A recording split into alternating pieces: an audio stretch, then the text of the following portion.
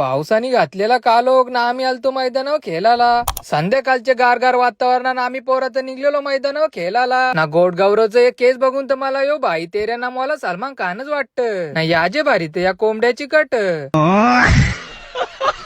मौसम सोबत एकदा आमचा मैदान पण बघून घ्या ना. साईडला इकडे मस्त आपलं राधाकृष्णाचं मंदिर पण ना. गावात फक्त 18 घरा असल्यामुळं मैदानावर 5-6 पोरं खेळायला आली तरी आमच्यासाठी रास होता.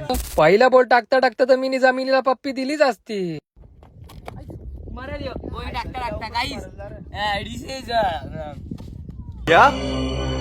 क्या बक रहे हो? गोड गौरवला मी पहिला बॉल यॉर्कर टाकून हुकवला काय तर भाईनी दुसरा बॉल षटकार मारल्यानंतर भाईचा रिॲक्शन तर बघा ना.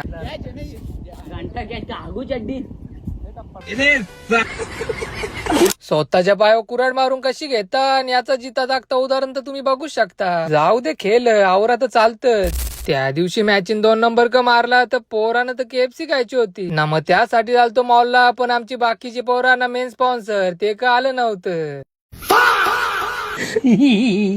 इकडे लिफ्ट मध्ये गाणी लागले ते भाई त्या गाण्यावर नाचायला बी लागल्या. नाचा परत ठीक होता पण आता यांचं याक चालले. इकडे पारच भाईनी घेतला हातोडा ना. यो मारला ना. भाईनी स्कोर बघा ना किती केले